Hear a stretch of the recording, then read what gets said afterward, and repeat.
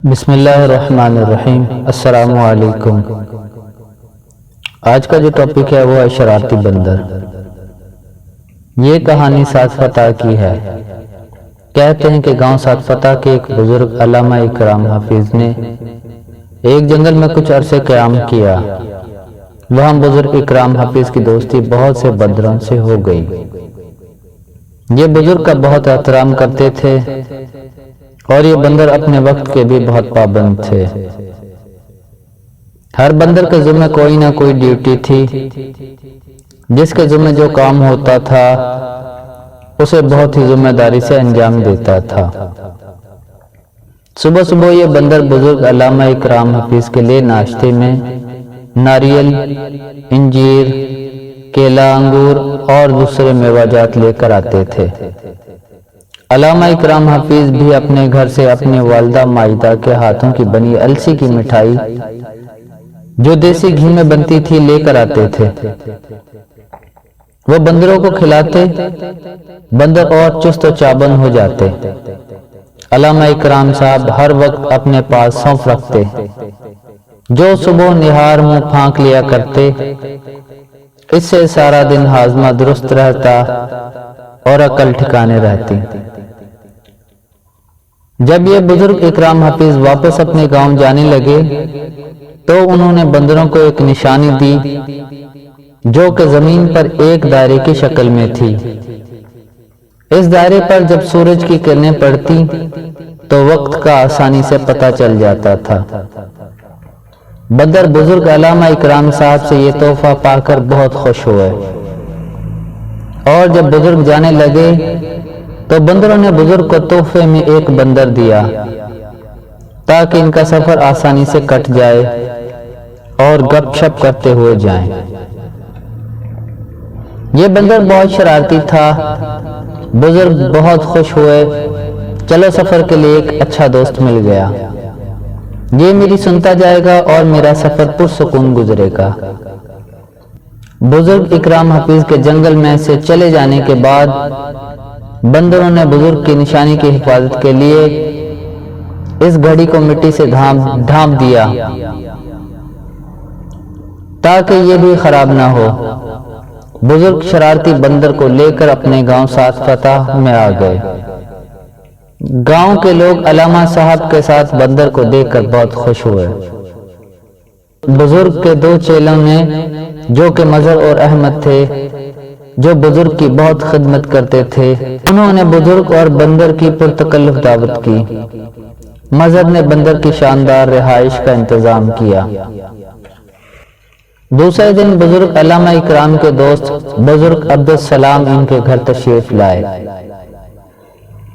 ان کو بھی خبر ہو گئی کہ علامہ صاحب کی واپسی ہو گئی ہے، بما ایک بندر کے۔ عبدالسلام بندر سے مل کر بے حد خوش ہوئے اور علامہ اکرام صاحب کے اس دوست کو بہت سراہا کہ اکرام صاحب اب آپ کا دل لگا رہے گا اس جانور کے ساتھ۔ عبدالسلام نے اپنے گاؤں آنے کی بھی دعوت دی اور کہا کہ مولانا صاحب میں اپنی گاڑی پہ آپ دونوں کو کل لے جاؤں گا۔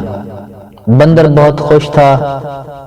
مظہر اور احمد دونوں اس کے ساتھ زیادہ وقت گزارتے اور کھیلتے رہتے۔ کچھ عرصے بعد بزرگ اکرام صاحب کا انتقال ہو گیا تو بندر کی ذمہ داری مظہر نے سنبھال لی اور اس کی بہت سیوا کرتا، اپنے کاندھے پہ بٹھا کر ساتھ والے گاؤں 16 مراد لے جاتا اور شام کو واپس آ جاتا۔ اس شرارتی بندر کے بہت مزے ہو گئے۔ وہ سارا دن گاؤں میں سیر کرتا اور شام کو آ کر مظہر کے ساتھ سو جاتا۔ اتنا پیار اور توجہ پا کر بندر بہت شرارتی ہوتا گیا۔ گاؤں میں ایک بزرگ خاتون بھی جمالو بھی رہتی تھی جو کہ بہت ہی کنجوس تھی۔ ایک روز بندر آپا بھی جمالو کے گھر گیا اور آپا سے بولا، آپ کو کھیر بنانا آتی ہے؟ آپا بولی، ہاں آتی ہے۔ بندر بولا، ہم سے اچھی کھیر کوئی نہیں بنا سکتا، کیونکہ جنگل میں ہم سب بندر مل کر کھیر بناتے ہیں اور کھیر کھلے میدان میں رکھ دیتے ہیں۔ کھیر میں تازہ ہوا شامل ہونے سے اس کا ذائقہ بہت اچھا ہو جاتا ہے۔ آپا آپ بھی کبھی ہمارا طریقہ آزما کر دیکھیں۔ جب کھیر بنائیں تو کچن کی کھڑکی اور دروازے کھلے رکھنا، پھر دیکھنا کھیر بہت مزیدار بنے گی۔ دوسرے دن آپا نے ایسا ہی کیا۔ جب کھیر بنائی تو کھڑکی اور دروازے کھلے رکھے۔ کھیر بناتے بناتے آپا کافی تھک گئیں اور ذرا کمر سیدھی کرنے کے لیے لیٹ گئیں۔ آپا بی جمالوں کی کب آنکھ لگ گئی پتہ ہی نہ چلا۔ بندر چپکے سے آیا، جی بھر کر کھیر کھائی اور باقی اپنے دوست مظہر کے لیے لے گیا۔ جب آپا کی آنکھ کھلی تو ساری کھیر غائب۔ آپا نے باہر نکل کر شور مچا دیا۔ اس کا شور سن کر آس پاس کے کافی لوگ اکٹھے ہو گئے اور پنچایت بٹھا دی کہ چور کو پکڑیں۔ سب لوگ گاؤں کے دو معتبر بزرگ سید اشفاق شاہ اور سید تبسم شاہ کے سامنے آ کر بیٹھ گئے۔ بندر بھی وہاں ایک چارپائی پہ اپنے استاد مظہر کے ساتھ بیٹھ گیا اور اخبار پڑھنے لگا۔ سب لوگوں نے اپنا شک بندر پہ ظاہر کیا۔ بندر بولا، آپ لوگوں کو شرم آنی چاہیے، ایک شریف بندر پہ الزام لگا رہے ہو۔